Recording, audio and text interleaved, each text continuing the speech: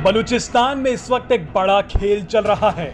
बलूचिस्तान में विरोध की जबरदस्त आग लगी हुई है। पिछले एक हफ्ते में ये आग और भी ज्यादा भड़क गई है। ये कहना गलत नहीं होगा कि जिस तरह से 1971 में पूर्वी पाकिस्तान को आजादी मिली और वो बांग्लादेश बन गया, ठीक उसी तरह से बलूचिस्तान भी अब धीरे धीरे पाकिस्तान के हाथ से निकल रहा है।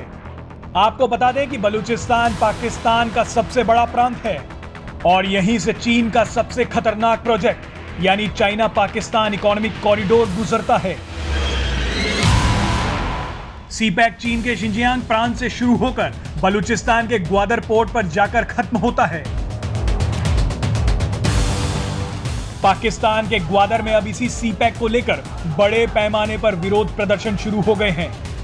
ये प्रदर्शन पाकिस्तान की सेना के अत्याचार, पानी और बिजली की भारी कमी, अवैध मछली पकड़ने से आजीविका के खतरे और चीन की परियोजनाओं के खिलाफ हैं।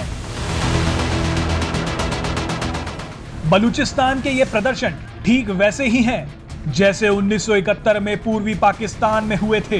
पूर्वी पाकिस्तान की तरह बलूचिस्तान में भी गृह युद्ध जैसे हालात बन गए हैं। बलूचिस्तान के लोग अब पाकिस्तान के अत्याचारों के खिलाफ सीधे तौर पर खड़े हो गए हैं।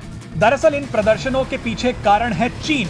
सीपैक के चलते हजारों चीनी कर्मचारी बलूचिस्तान के ग्वादर और आसपास के इलाकों में बस गए हैं। जो संसाधन वहां के स्थानीय नागरिकों को मिलने चाहिए थे, उन पर अब धीरे धीरे ये चीनी कर्मचारी कब्जा करते जा रहे हैं।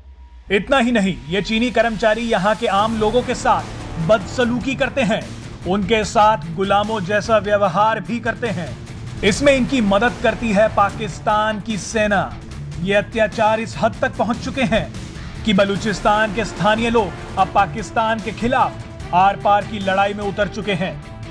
पाकिस्तान सरकार ने हमेशा से ही बलूचिस्तान के साथ सौतेला व्यवहार किया है। पाकिस्तान का सबसे बड़ा प्रांत होने के बावजूद इसका विकास पाकिस्तान के दूसरे हिस्सों की तुलना में काफी कम हुआ है। बलूचिस्तान के लोग काफी गरीब हैं। ग्वादर के लोगों का कहना है कि सीपैक प्रोजेक्ट से जितना भी पैसा आ रहा है, उसका बड़ा हिस्सा चीन में जा रहा है और जो बचा कुचा हिस्सा है वो पाकिस्तान के पास आ रहा है। बलूचिस्तान के लोगों को इस परियोजना से भूटी कौड़ी नहीं मिल रही। पाकिस्तान ने जिस तरह से पूर्वी पाकिस्तान के बांग्ला भाषी लोगों के साथ सेकंड क्लास सिटीजन की तरह व्यवहार किया था, ठीक उसी तरह से वो बलूचिस्तान के लोगों के साथ कर रहा है। बलूचिस्तान के लोगों ने अब कमर कस ली है। उनका कहना है कि वो अब हथियारों के दम पर बलूचिस्तान को पाकिस्तान से आजादी दिलवाएंगे। बलूचिस्तान के लोगों ने अब पाकिस्तान को सीधे धमकी दी है कि अब वो आत्मरक्षा के बजाय आक्रमण की नीति पर चलेंगे। बलूचिस्तान के लोगों का कहना है कि अब वो पाकिस्तान में घुसकर मारेंगे। आपको याद दिला दें कि पिछले 1-2 सालों में बलूचिस्तान में काम कर रहे चीनी कर्मचारियों पर कई हमले हो चुके हैं। इन हमलों में कई चीनी नागरिकों की मौत भी हुई है। इन हमलों के कारण चीन भी बेहद घबरा गया था और उसने पाकिस्तान को चेतावनी दी थी कि बलूचिस्तान में हो रहे इन विरोध प्रदर्शनों को जल्द से जल्द कुचला जाए।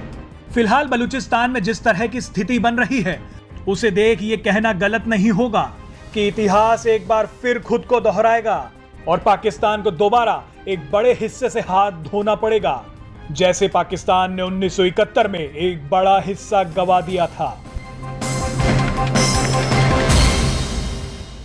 Presenting B News app, available on Google Play and App Store. Download it now.